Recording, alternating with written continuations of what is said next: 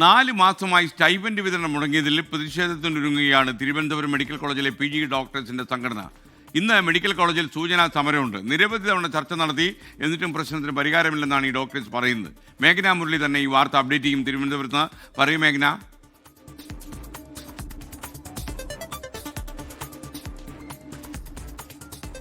SKN Thiruvananthapuram medical കോളേജിന്റെ ഏറ്റവും പ്രധാനപ്പെട്ട ഭാഗമാണ് PG ഡോക്ടർമാർ. അവർ 24 മണിക്കൂറും പണി ചെയ്യുന്നവരാണ്. പക്ഷേ അവർക്ക് 4 മാസമായി സ്റ്റൈപ്പൻഡ് മുടങ്ങി എന്നുള്ളതാണ് പ്രധാനപ്പെട്ട ആരോപണം. അതിൽ PG ഡോക്ടർമാരുടെ സംഘടനയാണ് പരാതിയുമായി രംഗത്ത് വരികയും ചെയ്തിട്ടുള്ളത്.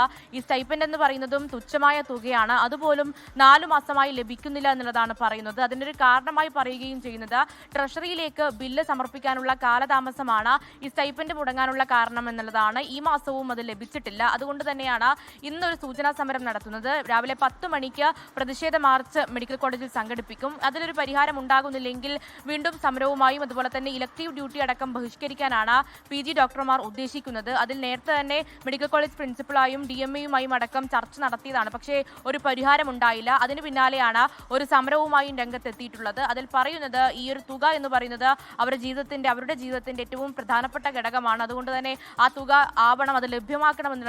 അതുപോലെ തന്നെ സീനിയർ ഡോക്ടർമാർക്കൊക്കെ ശമ്പളവും അവരുടെ മറ്റു കാര്യങ്ങളൊക്കെ കൃത്യമായി നടക്കുന്നുണ്ട്. ട്രഷറിയിലേക്ക് ബില്ല് കൃത്യമായി സമർപ്പിക്കപ്പെടുന്നുണ്ട്. പക്ഷേ PG ഡോക്ടർമാരുടെ കാര്യത്തിൽ അത് നടപ്പിലാകുന്നില്ല എന്നുള്ള കാര്യം കൂടി പറയുന്നുണ്ട്. എന്തായാലും ഇന്ന് സൂചനാ സമരമാണ്. നാളെ അങ്ങനെ ഒരു തീരുമാനമാകുന്നില്ലെങ്കിൽ തുടർ സമരങ്ങൾ ഉണ്ടാകും, ഇലക്ടീവ് ഡ്യൂട്ടികൾ ബഹിഷ്കരിക്കുമെന്നുള്ളതാണ് PG ഡോക്ടർമാർ പറയുന്നത്.